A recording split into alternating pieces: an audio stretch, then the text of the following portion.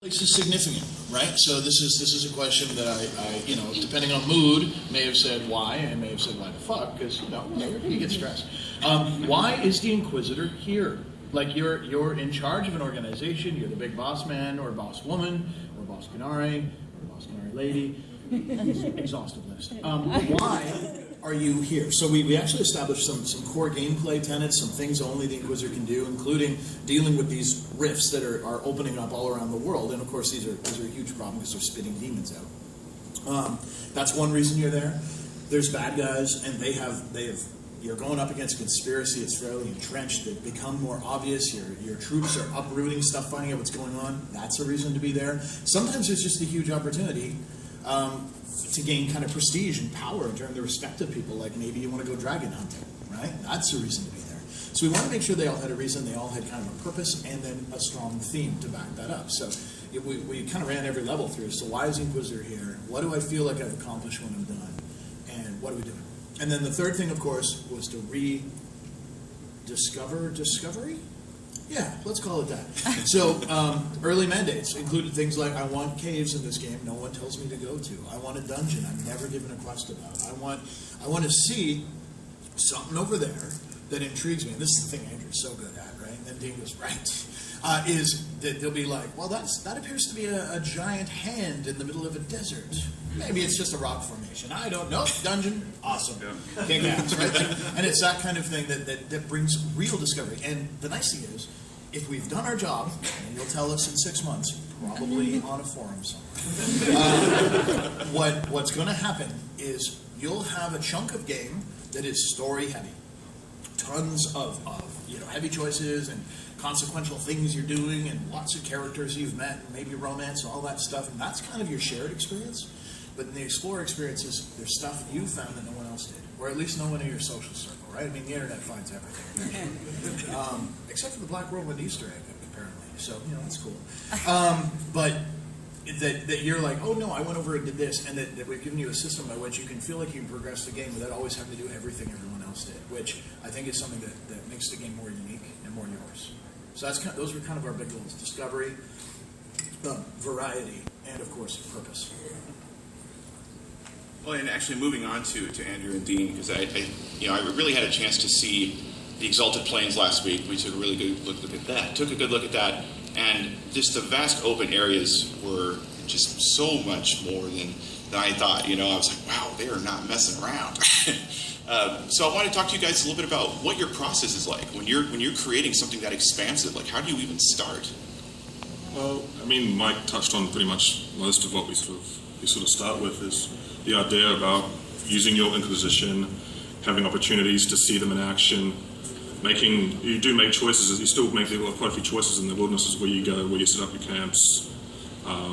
We do a lot more just with smaller camps. We do like war camps. You do a lot more with building out areas and opening up areas of the world as well with your Inquisition and your forces, and really kind of pushing the idea that your party is the vanguard going through and opening up these areas so your troops can come in and help you. So yeah, we try to do as much of the changing the world as much as possible through the power of Frostbite, using layers and Dean setting up all the systems. So you come across some ruined towers, and then you get the chance to use your troops to fix all the towers up, and then you get access to extra areas through that as well. Yeah, the design process we take it differs as we change in the biome and the environments. Like we are multi-region, so each of these regions, they bring their own challenges and their own sort of rules that we have to go by. This is the discovery that we've learned as we've gone through this process. We one of the sand desert-based levels that we have, we hit that like almost from the get-go. And we thought, we've cracked it. We've got the code now we need to do. We can translate this information, the way that these sand dunes work, the way that they reveal and uncover new content as you're passing through them, is just that great feel of discovery as the player. And we tried to take those lessons onto the next level we worked on, which is more of it was the Exalted Plains actually. So it's more. So we tried to take those rules forward. It was. And it didn't work. There we go. That's him. Yeah. Timing. So we tried to set those rules forward, and they just did not work. The rules that we found that works on the sand dunes, these great moments like the hand in the distance, though you could pick out those points as a player and they would guide you to those places. But then you get a level like this, which there's a lot more noise in that space. There's trees, there's mountains, there's a deep fog. That rule didn't work. So we've had to discover and create these new rule sets as we've come across these new spaces. And that's been a fantastic challenge for us to go through. It keeps things fresh for us to work on. I mean, the challenges are always interesting because there's new discovery when you go through. And they are hard to crack.